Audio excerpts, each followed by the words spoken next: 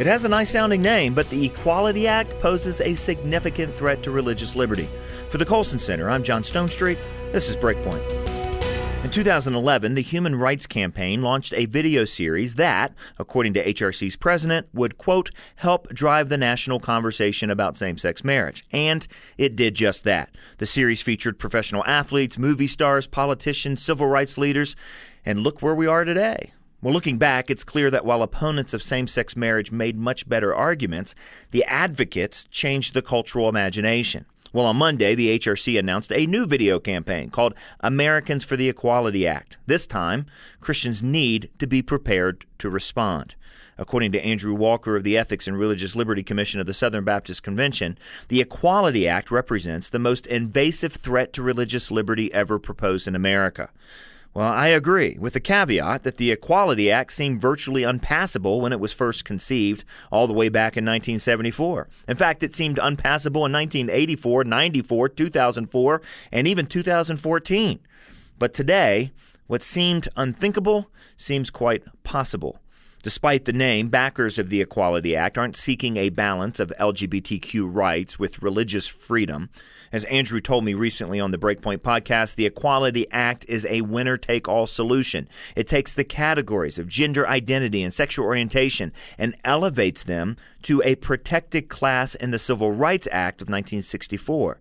That would mean that in every area of public life, public accommodation, commerce, public education, even Christian education, gender identity and sexual orientation would receive the highest level of federal protection. Even worse, the Equality Act specifically targets the Religious Freedom Restoration Act, a bill that was passed with overwhelming bipartisan support and signed by President Bill Clinton.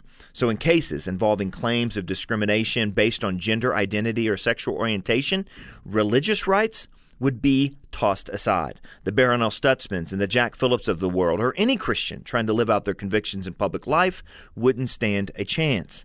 That means that religious conviction about sexual behavior and gender realities would immediately, as Andrew said on the podcast, be put on the opposite side of federal law. Our views on marriage and sexuality and how we define male and female would be considered irrational, and that we hold them not with goodwill, but with animus. The Equality Act, Andrew continued, effectively turns Billy Graham into Jim Crow.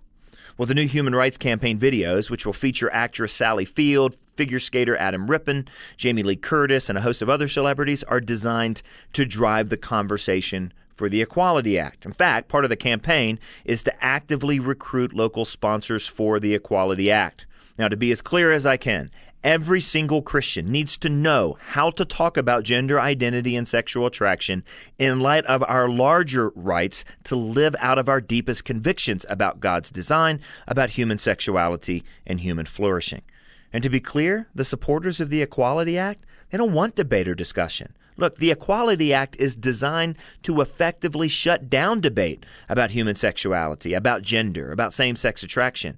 And that's a national debate that we've actually never had. And it will instead force an answer on Americans that self-determination in those areas are the same thing as race.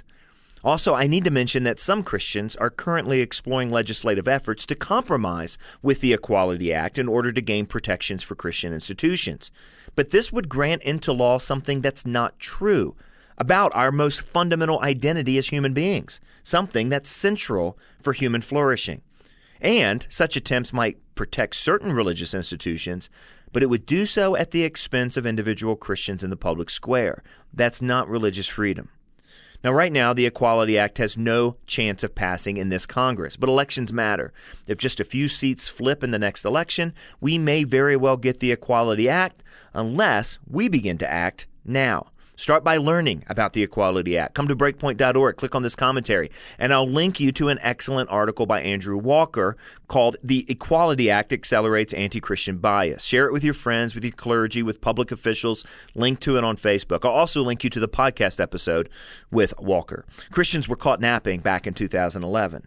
The HRC and the supporters of the Equality Act are counting on us to be asleep at our post again now.